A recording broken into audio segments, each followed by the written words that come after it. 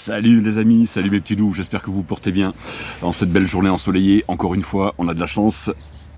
Je reviens vers vous, vous imaginez bien aujourd'hui pour deux disques, deux albums qui viennent d'arriver, qui viennent de tomber sur notre planète, heureusement, pour nous, les rockers, on est ravis. Je n'espérais même plus voir un jour à nouveau ces deux frangins se réunir pour à nouveau reformer ce groupe. C'est chose faite, donc je me suis empressé de vous envoyer un post il y a quelques jours pour vous le montrer déjà en photo. Mais je voulais revenir vers vous aujourd'hui avec donc ces deux fabuleux albums qui viennent d'arriver. Le premier, eh bien c'est un groupe que vous connaissez en France, les Black Crowes, bien sûr, 1990, premier album, on les découvre nous chez Gildas, nulle part ailleurs, De Caunes les présente, les nouveaux Stones américains, très empruntés, Otis Redding, Faces, dans le style musical, on se dit putain qu'est-ce que c'est que ce truc, on voit ces mecs jouer sur scène, et ça a détonné énormément dans le paysage plutôt hard rock, grunge qu'il y avait au début des années 90. Et là, oh ma surprise, quand j'ai vu en précommande que les Black Crowes se reformaient, donc je vous l'ai envoyé en photo. Voici ce Happiness Bastard, The Black Crowes. Les voilà, ils reviennent, les frères Robinson, Chris et Rick. Chris Robinson le chanteur, Rick Robinson à la guitare. Alors il n'y a plus évidemment le line-up d'origine, hein. Steve Gorman n'est plus là à la batterie, Johnny Colt à la basse non plus, Mark Ford, le super gratteux, le Mick Taylor des Black Crowes, hein, si on peut dire, n'est plus là non plus, mais attention, grand, très bon musicien derrière, ça joue, ça accompagne très bien ce nouvel album. Alors, ils reviennent, si vous regardez bien les détails déjà de la pochette, je ne sais pas si vous allez le voir à l'écran, en fond en fait de cette pochette, c'est le deuxième album, la pochette du deuxième album de leur carrière, leur bijou, leur chef-d'œuvre, et j'y reviendrai dans quelques instants. Et le message, moi, que je comprends à travers ça, je me trompe peut-être, mais c'est qu'ils ont voulu en tout cas essayer de revenir au niveau de cet album. Bon, on n'y est pas. Mais attention, si je vous le présente aujourd'hui, c'est que c'est un putain de bon disque. Alors, oui, quand ils se sont retrouvés pour faire cet album, ils ont repris quand même leur bassiste Steve, je sais plus comment, qui était avec eux depuis, la fin des années 90 environ. Ils ont voulu clairement, essayer de se mettre au niveau de ce deuxième album mythique de leur carrière, The Southern Harmonial Musical Companion, avec celui-ci. Alors, on pourra dire ce qu'on veut, les critiques pourront dire ce qu'ils veulent, comme toujours, et Dieu merci, on est en démocratie, on a encore le droit de s'exprimer et d'avoir des avis, des opinions bien tranchées sur des albums. Moi, à titre personnel, je le trouve excellent, mais vraiment excellent, parce que justement, on ressent ce côté groovy, soul, funk, rock, qui anime ce groupe depuis maintenant plus de 30 ans. Voilà, les petits crédits comme toujours, disque noir tout à fait traditionnel. Et ça fait plaisir, oui, tout à fait de les retrouver, je dirais, à leur meilleur niveau, parce que il faut bien reconnaître que moi j'ai décroché dès l'album de 96 avec Blackberry, un titre que j'ai énormément aimé, mais le reste de l'album était un peu folk, un peu mollassonne comme ça, de la country de bas étage, on va dire. Et là, du coup, ils reviennent avec un, je trouve, très très bon disque. Ils sont très inspirés sur ce disque. Oui, on sent qu'ils essayent de se mettre au niveau de leur début, sans véritablement y arriver, en étant tout à fait objectif. D'ailleurs, justement, ça répond un peu au débat qui y aura lieu ce soir sur la vidéo du Vinyl Show. Bien sûr qu'on peut être tout à fait objectif sur des groupes dont on est très très fan. Preuve en est, je n'aime pas tout chez les Black Crowes, à part les trois premiers, et celui-ci, franchement, les autres après derrière, oui, il y a By Your Side qui était pas mal, la reprise, l'album un peu cover de reprise là qu'ils ont sorti il y a quelques temps, en 1972. Bon, ça s'écoute bien sûr, mais j'attendais même plus d'ailleurs qu'ils nous ressortent un album. Donc les mecs reviennent, et pour notre plus grand plaisir, quoi, évidemment, parce qu'il y a tout ce que j'aime dedans, le groove, le rock, le blues, la soul, ça fait partie, c'est l'empreinte musicale de ce groupe, les Black Crowes, quoi. Donc je suis ravi d'avoir vu ce disque enfin arriver il y a quelques jours, et je peux vous dire qu'il tourne. Voilà, ça c'est le dernier, Dieu merci, on est très très content de voir les frères Robinson. Écoutez, les frères Gallagher d'Oasis, prenez-en de la graine, les mecs, rabibochez-vous et sortez-nous un album de ce calibre-là. Les fans seront ravis à travers le monde, quoi. Donc voilà, les Black Crowes l'ont fait, faites-le les gars, faites-le. Voilà. Donc, eh bien écoutez, très très bonne surprise, très bonne claque. Oui, très bon disque rock. Donc, il y en a pas 40 millions qui sortent en 2024. Donc, quand il y en a un, ben oui, on le prend. Et moi, en tout cas, je l'ai pris sans aucun problème. Et puis, petit clin d'œil, bien sûr, je voulais absolument vous les montrer. Et oui, le premier album, voilà, retour en arrière, 1990, Shake Your Money Maker, hein, le titre déjà d'un titre de James Brown. Ils reprennent évidemment le Hard to Handle d'Otis Redding. C'est des mecs d'Atlanta, ils viennent de Géorgie, c'est des sudistes, côté est. Et cet album est une bombe, produit à l'époque par George Drakoulias. Il est ressorti pour le 30e anniversaire. Je vous l'avais présenté sur la chaîne il y a un bon petit paquet de temps déjà. Voilà, pour le 30e anniversaire. Pressing, disque noir, remasterisation sympathique mais qui n'apporte pas finalement une grande différence avec le Back to Black que j'avais déjà récupéré à 15-17 € quelques années auparavant. Donc comme quoi, vous voyez, les Back to Black, pour certains en tout cas, sonnaient très bien. Et là, la remasterisation n'apporte pas grand-chose, on enlève juste un petit peu de reverb. Mais ça, c'est le premier album le plus rock finalement, le plus urgent, le plus immédiat, hein. Ils l'ont enregistré en très peu de temps à l'époque. C'était alors un premier guitariste, hein, Jeff Case, qu'on voit très très mal ici là. Voilà, Chris là, son frère Rick Robinson à la guitare, et puis à l'époque il y avait donc Steve Gorman ici, Johnny Colt et Jeff Case, le premier guitariste, qui sera un petit peu rapidement écarté pour des raisons un peu à l'image, encore une fois, on peut faire un parallèle avec le batteur d'Oasis, où Noel sentait qu'il n'était pas au top pour refaire l'album suivant, tout comme Chris Robinson, il sentait que Jeff Case, malheureusement, en termes de guitariste, là c'était un guitariste solo, n'allait pas être au niveau pour faire l'album qui allait suivre, et ils ont une préférence pour un autre gratteux. Mais ça, c'est le premier Black Rose qui est une bombe, mes amis, une bombe. Et puis, bien sûr, leur chef-d'œuvre, les mecs. Et ouais, le voici. Et oui, c'est celui-ci qui est en fond de cover, hein, sur le dernier album. Et oui, ils essaient de se mesurer à ce monument du rock. Alors c'est très simple, je le classe parmi mes 100 albums préférés rock de tous les temps. C'est très simple. Je suis très clair là-dessus. Alors, titre à rallonge, Southern Harmony and Musical Companion. Voilà, nos corbeaux noirs préférés en 92 arrivent avec cet album qui sonne super bien. C'est un Back to Black. Donc, vous voyez, comme quoi, hein, faut pas écouter toutes les conneries qu'on vous raconte, comme toujours. Ça, c'est là, ils arrivent avec donc Mark Ford qui est là derrière, tout discret, un petit peu leur Mick Taylor, un mec qui avait pas forcément une présence scénique énorme, mais par contre qui sortait des solos de sa gratte qui étaient impressionnants, quoi.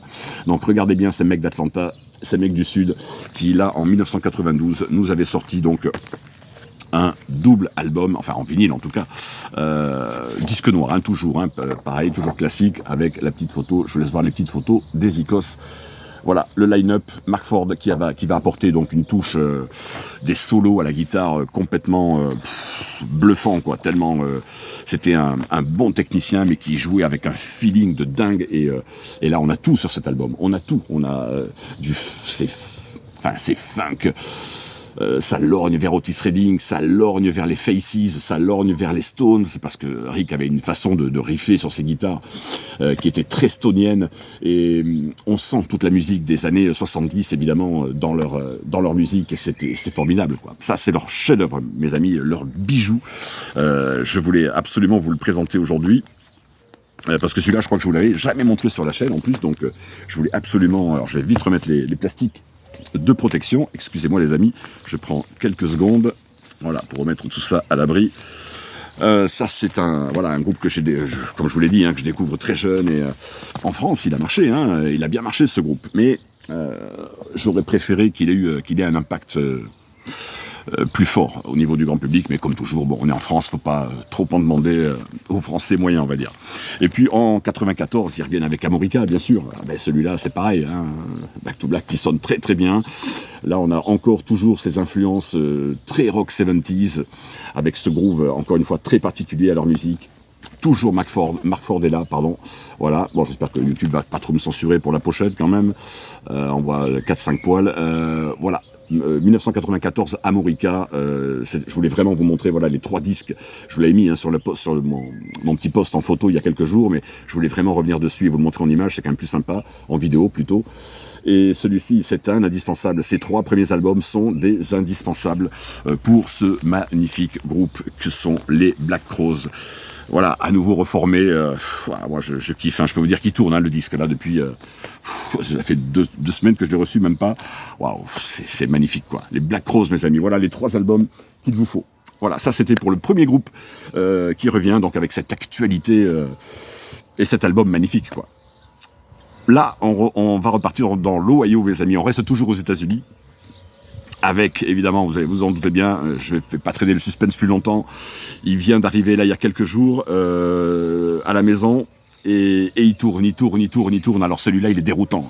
Il est déroutant pour les fans. Le dernier album des Black Keys, Ohio Players, qui est déjà un groupe funk des 70s.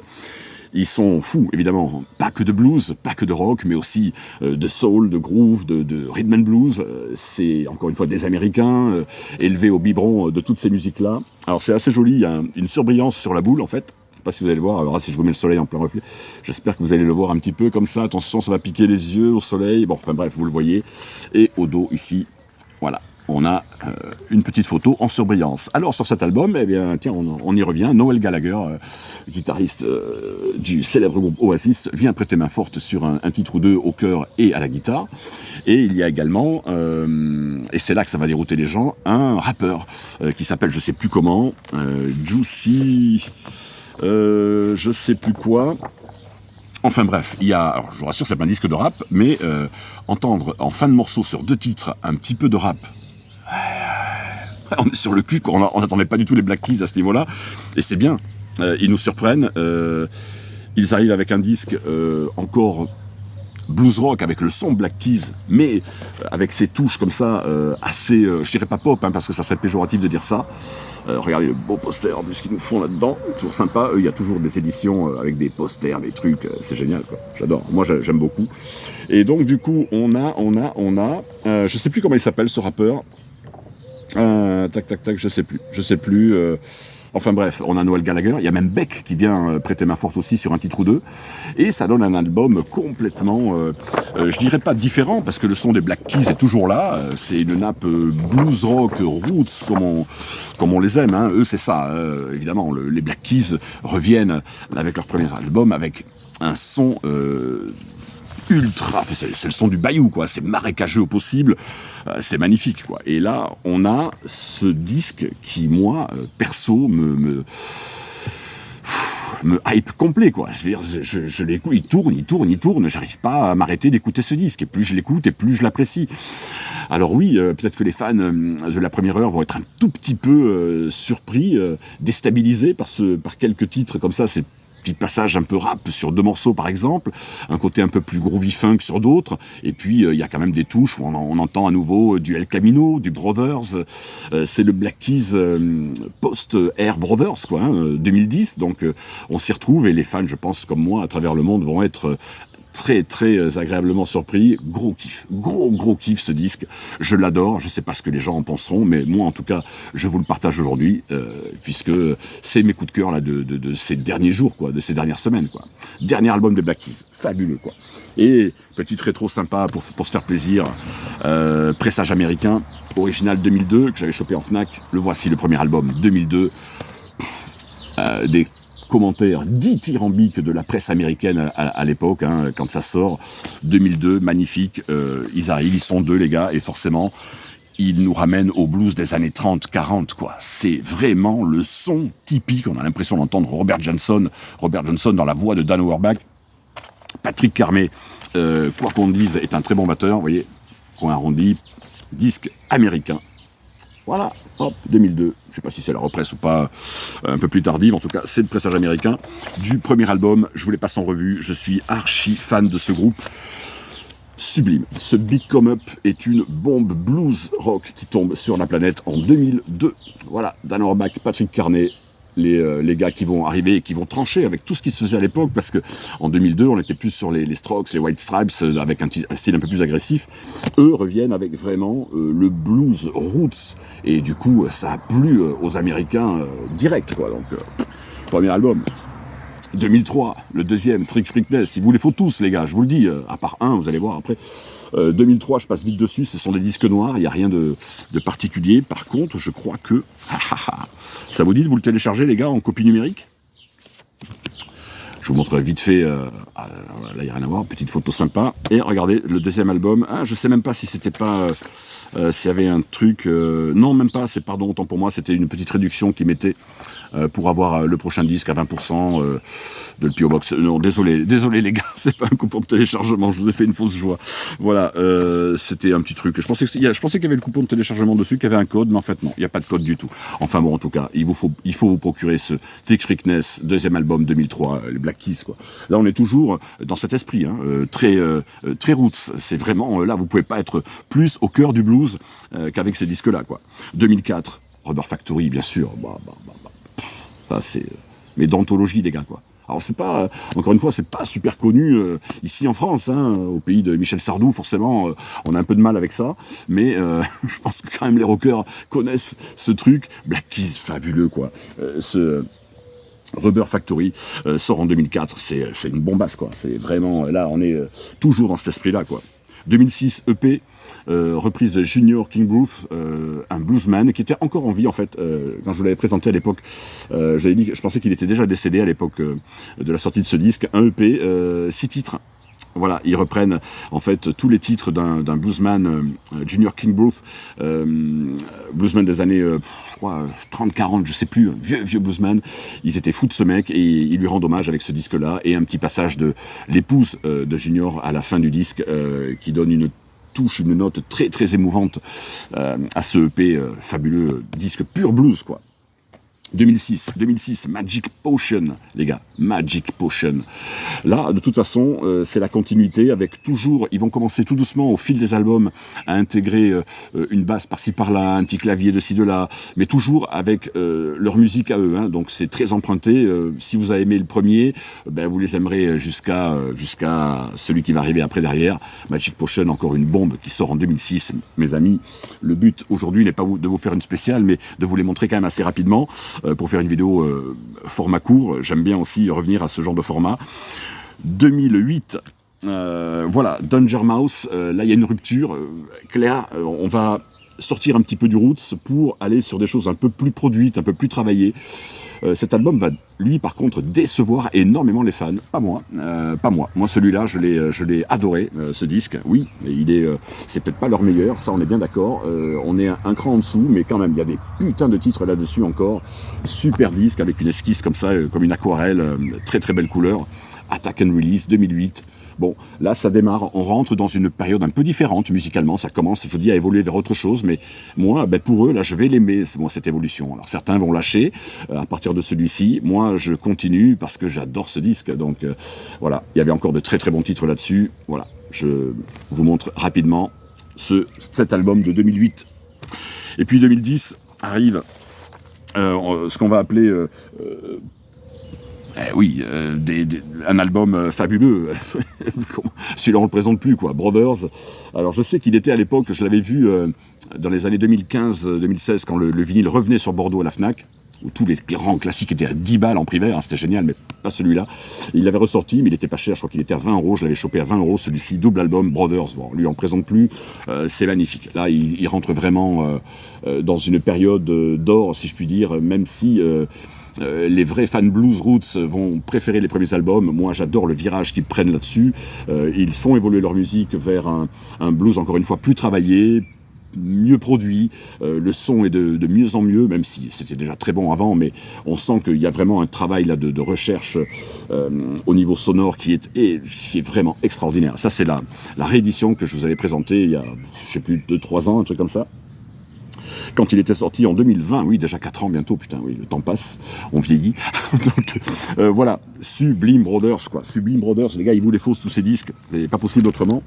Je remettrai le petit plastique après, évidemment. Bon, celui-là, je le déballe même pas, je vous l'avais présenté. Réédition de El Camino 2011.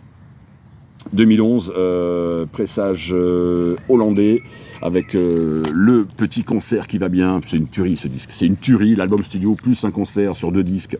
Je vous l'avais montré aussi il y a très longtemps, cet album-là. Ça, vous le connaissez tous, je reviens pas là-dessus. El Camino, là, c'est la période, on va dire, la plus commerciale du groupe, hein, la plus... c'est là qu'ils ont le plus cartonné, on va dire, mais là, dans le monde entier, même en France, ça a très bien marché. Enfin, très bien marché, tout est relatif en France, mais en tout cas, dans les autres pays, ça marche. Les gens qui aiment le rock aiment ce groupe, et forcément, bah oui, El Camino 2011, fabuleux disque. Et puis 2000, alors je sais plus, 2012, 2013, Turn Blue, erreur de parcours pour moi en tout cas, l'album à spirale à rouge et rose et bleu, qui va être un échec cuisant de toute façon pour le groupe commercialement parlant. Fait chaud. Le groupe se casse la gueule là. Clairement, ils vont même s'engueuler un petit peu suite à l'échec commercial de Turn Blue. Séparation, hein, plus ou moins, il faudra attendre 5 années pour les revoir revenir avec là. Eh oui, ils remettent on va dire, le train en route. 2019, Let's Rock, quoi. Et là, ils reviennent vraiment, vraiment avec un putain de disque. Encore une fois, Mamma mia, Let's Rock, quoi. 2019. Alors ça, pareil, bon là, ils avaient créé évidemment Easy Eye Sound. Leur label, ils enregistrent je crois à Nashville, dans le Tennessee, enfin bon bref, c'est magnifique. Là, ils reviennent au rock, au blues pur, et c'est leur grand retour. 2019, Let's Rock, indispensable. Je crois 1 an, 2 ans plus tard, 2021, je voulais présenter aussi un album pareil de reprise, blues, ils revienned avec ce Delta Cream, et puis là, on avait des reprises de John Newker, oui, avec le Crawling King Snake. Bon, ça c'est pareil, j'ai même du mal à trouver les mots pour définir à quel point le disque est juste génial, fantastique, extraordinaire, dites ce que vous voulez, mais c'est un putain de bon disque, encore une fois, je peux pas m'empêcher d'être un petit peu grossier là-dessus, parce que ils avaient fait appel avec le bassiste Eric Deaton, ils avaient fait appel également à Kenny Brown à la guitare, du guest, c'est magnifique ça. Ça c'est, voilà, grand disque, retour gagnant. Et puis l'avant-dernier, Dropout Boogie, que j'ai adoré également, qui est sorti il n'y a pas si longtemps que ça, ils sont très prolifiques, les mecs, 2022, il est tout récent, et pareil, ce Dropout Boogie, c'est du pur Black Keys, quoi les gars, c'est du pur Black Keys, et c'est juste excellent. Voilà pour mes 2 groupes de cœur. On était dans les corbeaux noirs et les clés noires aujourd'hui. Voici les Black Keys, Dropout Boogie 2022. Magnifique. Voilà les gars, je voulais absolument vous partager ces 2 albums qui viennent de tomber chez moi, et je voulais tout simplement le partager avec vous, quoi. C'est la moindre des choses, je suis là pour ça, en tout cas. Donc merci à vous toujours pour votre fidélité, les pouces, vous n'oubliez surtout pas les pouces en l'air, bien sûr comme toujours, pour que la chaîne avance, les commentaires, un petit bonjour, même ceux qui se présentent pas d'habitude, parce qu'on arrive à 2300 et quelques abonnés maintenant sur la chaîne, il y a une majorité silencieuse, venez dire un petit bonjour de temps en temps, ça fait plaisir aussi, si vous voulez encourager, vous êtes abonné, donc vous aimez la chaîne, donc venez me le dire dans les coms, c'est toujours agréable de vous lire et de vous répondre en direct après la vidéo. Ciao, à très bientôt les amis, bye.